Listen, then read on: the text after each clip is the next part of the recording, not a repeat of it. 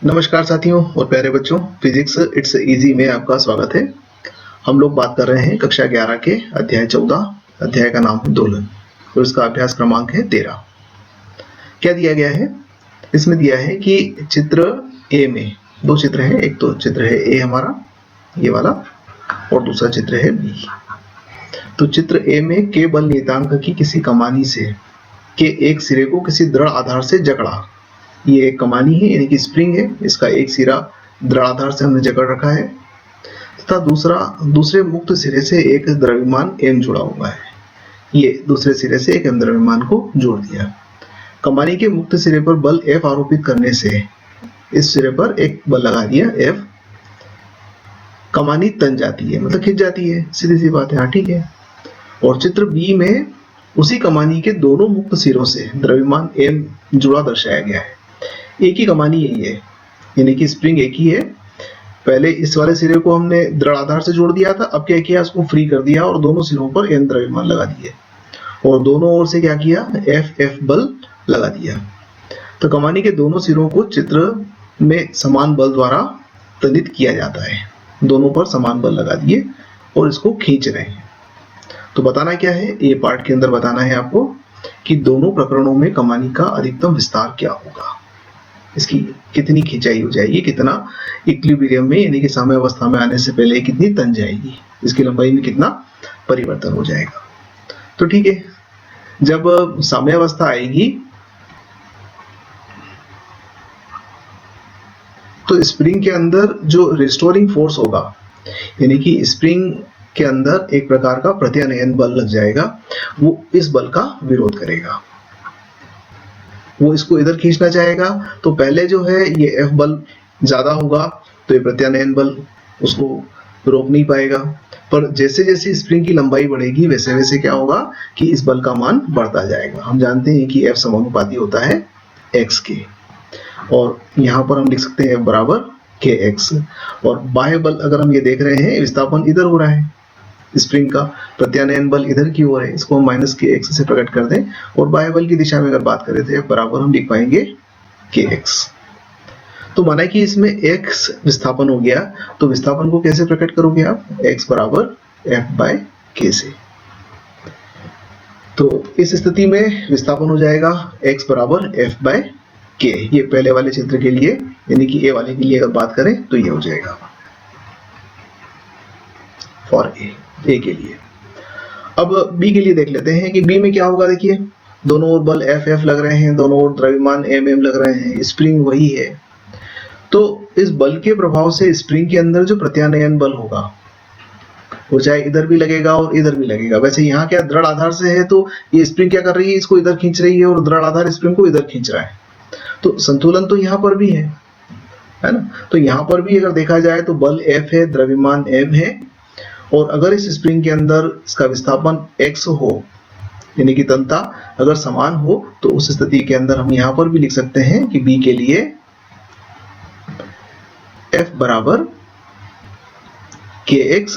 तो यहां पर भी x का मान कितना हो जाएगा, F बाय k के बराबर ही होगा।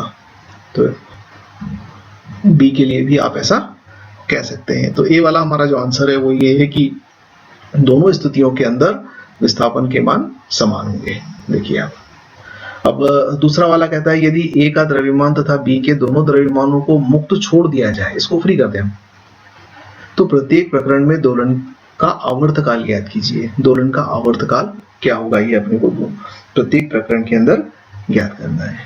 तो देखिए जब आपने इसको खींच के रखा था तो ये F इससे संतुलित हो गया था, है ना। यहाँ देखिए दोनों, पर जैसे ही आपने इसको हटा दिया यानी कि इसको जीरो कर दिया तो ये F क्रियाशील होगा और इस F के कारण से ये त्वरण को प्राप्त करेगा। तो हम कह सकते हैं कि फॉर A के लिए हम पहले बात कर लेते हैं। तो A के लिए क्या हो जाएगा, एक तो है F बराबर kx और दूसरा इससे त्वरण उत्पन्न होगा तो F बराबर ma। दोनों की तुलना कर लें तो kx बराबर ma, तो x बराबर क्या हो जाएगा, x अपॉन a बराबर हो जाएगा m बाय k। सूत्र क्या कहता है हमारा? सूत्र कहता है t बराबर 2 पाई अंडर वुड विस्थापन बटे त्वरण।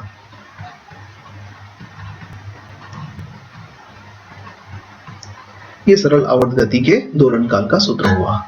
तो विस्थापन का मान x है, त्वरण का मान a है, तो x अपॉन a को हम m बाई k से प्रकट कर सकते हैं। तो t बराबर आ गया हमारा 2 pi root of m by k। ये पहले वाली स्थिति के अंदर उत्तर हो गया हमारा। अब अगर b के लिए बात कर लें तो b फिगर में देखिए आपकी ऑसिलेशन दोनों करेंगे, ये भी करेगा और ये भी करेगा। अब इनके लिए अगर देखा जाए तो यहाँ पर स्प्रिंग का ये मध्य स्थिति आ गई। मध्य स्थिति से इधर पर इसका अपना प्रभाव है, इस पर इसका प्रभाव है। यदि लंबाई स्प्रिंग की हम आधी की बात करें तो आधी लंबाई करने पर इसका जो फोर्स कांस्टेंट होगा इसका मान दुगना हो जाएगा। यानी कि बी स्थिति के अंदर हम k को k1 लिख दें तो k1 का मान 2k के बराबर होगा और हमारा यही सूत्र होगा F बराबर 2kx और F बराबर ma। तो अब यहां से 2kx बराबर ma, तो x अपॉन a बराबर लिख सकते हैं m अपॉन 2k। अब x अपॉन a की जगह पर ये विस्थापन बटे त्वरण है तो t का मान आ जाएगा हमारा 2 pi under root m by 2k। तो जब दोनों दोलन करेंगे उस समय t का मान जो है वो कम हो जाएगा और जब एक दोलन करेगा उस समय t का मान अधिक होगा। ये बी वाले पार्ट के लिए हमारा उत्तर है। अब आइए हम लोग अभ्यास क्रमांक 14 देख लेते हैं। इसमें कहा है कि किसी रेलगाड़ी के इंजन के सिलेंडर में लगे पिस्टन का स्ट्रोक आयाम का 2 गुना 1 मीटर है। पिस्टन चलता है और वो पहिए को घुमाता है। तो पिस्टन का जो स्ट्रोक है यानी कि पूरा अंदर से जब पूरा बाहर जाता है तो मध्यमान स्थिति से a विस्थापन प्राप्त करता है। तो ये पूरा विस्थापन कितना हो जाएगा? 2a बराबर 1 मीटर है। यदि पिस्टन 200 रेडियन प्रति मिनट की कोणीय आवृत्ति से दोलन करता है यानी कि ओमेगा का मान कितना है? 200 रेडियन पर मिनट। तो सरल आवर्त गति करता है तो उसकी अधिकतम चाल कितनी होगी? v maximum. हम जानते हैं कि सरल आवर्त गति करती हुई वस्तु की अधिकतम चाल उसकी मध्यमान स्थिति में होती है और मध्यमान स्थिति में उसकी जो चाल होती है उसको हम निम्न व्यंजक से प्रकट कर सकते हैं a ओमेगा से। अब आपके पास a भी है और ओमेगा भी है तो दोनों की मान रखकर v मैक्सिमम का मान हम निकाल सकते हैं। तो v मैक्सिमम बराबर आ जाएगा 0.5 गुणित 200 यानी कि v मैक्सिमम बराबर आ जाएगा 100 मीटर प्रति मिनट और ये हमारा उत्तर है। धन्यवाद। नमस्कार साथियों और प्यारे बच्चों, फिजिक्स इट्स इजी में आपका स्वागत है। हम लोग बात कर रहे हैं कक्षा 11 के अध्याय 14 दोलन और इसका अभ्यास क्रमांक है 16। इसमें दिया गया है नीचे दिए गए प्रश्नों के उत्तर दीजिए। पहला है किसी कण की सरल आवर्त गति के आवर्तकाल का मान उस कण के द्रव्यमान तथा बल नियतांक पर निर्भर करता है। एक सामान्य सूत्र है जो हम जानते हैं कि t बराबर सरल आवर्त गति का दोलन काल लिखते हैं t बराबर 2 pi under root m by k। ये k जो है ये बल नियतांक है। जब प्रत्यानयन बल लगता है तो प्रति एकांक लंबाई में परिवर्तन के लिए जितने बल की आवश्यकता होती है उसे बल नियतांक कहते हैं और ये वो k है। कोई सरल लोलक सन्निकट सरल आवर्त गति करता है तब फिर किसी लोलक का आवर्तकाल लोलक के द्रव्यमान पर निर्भर क्यों नहीं करता है? अब आपको बता दें हम कि सरल लोलक के लिए अगर अपन सूत्र लिखते हैं तो वो लिखते हैं t बराबर 2 pi under root l upon g। अब यहाँ लोलक का द्रव्यमान नहीं आ रहा है तो इनका कहना यह है कि ऐसा क्यों, द्रव्यमान कहाँ गया? जबकि यहाँ तो हम कहते हैं कि दोलन करने वाले पिंड के द्रव्यमान पर निर्भर करता है, तो यहाँ फिर उसका मान क्यों नहीं आया लोलक के द्रव्यमान का? ठीक है, आइए इसे अपन समझने की कोशिश करते हैं। तो जैसा कि हम जानते हैं कि जो बल लगता है प्रत्यानयन बल वो होता है माइनस mg साइन थीटा सरल लोलक के केस में। ये उसको मध्यमान स्थिति की ओर लेकर आता है और यदि ये छोटा हो थीटा का मान तो हम इसको लिख सकते हैं माइनस mg थीटा। और यदि विस्थापन y हो और लोलक की लंबाई l हो तो इसको लिखेंगे minus mg y upon l। ये विस्थापन है और ये उसकी लंबाई है। कोण बराबर चाप बटे त्रिज्या से हमने इसको प्रकट कर दिया। यानी कि यहाँ क्या लिख सकते हो आप? f बराबर माइनस mg l y। ये हमारी एक समीकरण बन गई। अब आप जानते हो कि सरल आवर्त गति में f बराबर होता है माइनस kx, या ky लिख दें, यहाँ पर हमने y लिया है। तो ये दूसरी समीकरण सरल आवर्त गति से, और ये हमने सरल लोलक के लिए लिखा है। अब यदि इन दोनों की तुलना कर लें तो आप क्या कह पाओगे कि k बराबर क्या है, mg अपॉन l।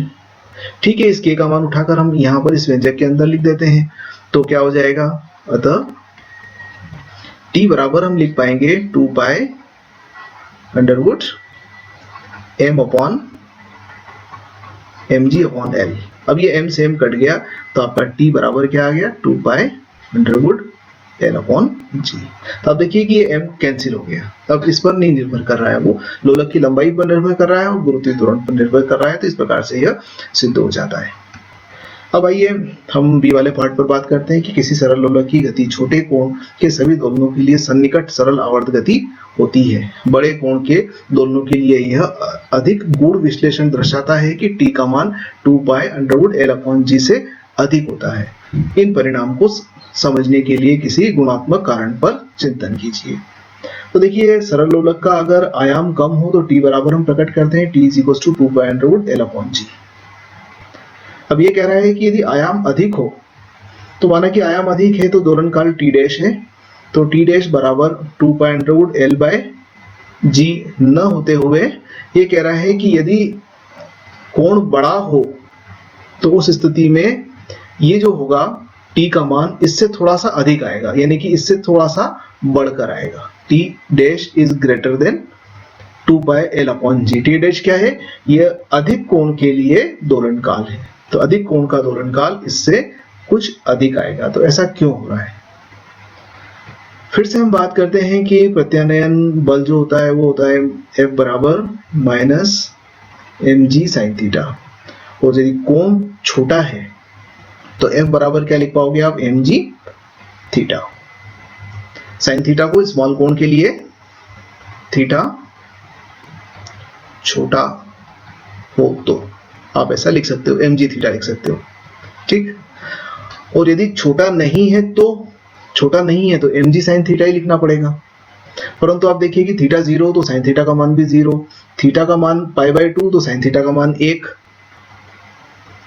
यानी कि जब थीटा बराबर 0 तो हम लिखते हैं कि साइन थीटा यानी कि साइन 0 बराबर 0, और जब थीटा बराबर पाई बाय 2 तो साइन थीटा यानी कि साइन पाई बाय 2 का मान कितना होता है, 1 होता है। और पाई का मान अगर 3.14 लिख दें तो थीटा बराबर क्या हो गया यहाँ पर, 1.57 रेडियन। यानी कि थीटा का मान यदि 1.57 रेडियन है तो साइन थीटा का मान 1 है। थीटा का मान 0 से साइन थीटा का मान 0, थीटा का मान 1.57 तो साइन थीटा का मान 1, यानी कि साइन थीटा का मान जो है वो कम बढ़ रहा है और थीटा का मान ज्यादा बढ़ रहा है। इसका मतलब हम लिख सकते हैं कि साइन थीटा छोटा होता है थीटा से अधिक या बड़े कोणों के लिए।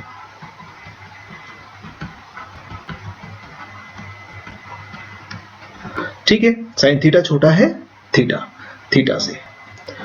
अब यदि कोण बड़े हैं तो हमें साइन थीटा लेना पड़ेगा, और साइन थीटा लेने से f का मान कम हो जाएगा, और f का मान कम हो जाएगा तो यदि प्रत्यानयन बल का मान कम हो जाएगा तो दोलन धीरे हो जाएंगे। कॉन्सेप्चुअल बात है, ध्यान दीजिएगा। जैसे स्प्रिंग यदि हार्ड है तो फास्ट दोलन करेगी, स्प्रिंग लूज है तो थोड़ा धीरे दोलन करेगी। क्यों?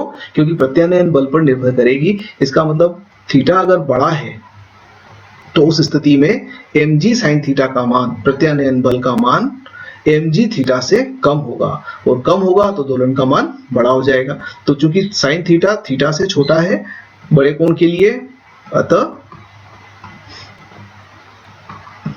mg साइन थीटा जो होगा ये छोटा होगा mg थीटा से, प्रत्यानयन बल कम होने से। तो इस कारण से आप कह सकते हैं कि जो t डैश है ये t डैश बड़ा हो जाएगा t से, क्योंकि प्रत्यानयन बल का मान कम है। तो ये हमारा बी वाला उत्तर हुआ। अब आइए हम लोग सी वाले उत्तर पर बात करते हैं। कोई व्यक्ति कलाई घड़ी बांधे किसी मीनार की चोटी से गिरता है, क्या मुक्त रूप से गिरते समय उसकी घड़ी यथार्थ समय बताती है? तो यदि कलाई घड़ी की बात करें तो वो स्प्रिंग के सिद्धांत पर काम करती है। कलाई की घड़ी कमानी के सिद्धांत पर आधारित है। ठीक है, तो उस पर जी का कोई प्रभाव नहीं पड़ता, जी का कोई प्रभाव नहीं। ध्यान दीजिएगा, जब मुक्त रूप से गिरते हैं तो जी का मान 0 लेते हैं। अब यहाँ कमानी पर तो उसका कोई प्रभाव पड़ने वाला नहीं है, क्योंकि यहाँ पर जो F है वो क्या है, -kx है, और K जो है ये बल नियतांक है उस स्प्रिंग का, तो इस G का कोई प्रभाव नहीं पड़ता। अतः जो घड़ी है वो यथार्थ समय बताएगी, अतः घड़ी यथार्थ समय बताएगी। ओके, अब डी वाला पार्ट है कि गुरुत्व बल के अंतर्गत मुक्त रूप से गिरते किसी केबिन में लगे सरल लोलक के दोलन की आवृत्ति क्या होगी, आवृत्ति बताना है। तो देखिए, अगर लोलक की बात करें तो टी बराबर क्या होता है, 2.2 डेल अपॉन जी, ये आवर्तकाल हो गया। अब मुक्त रूप से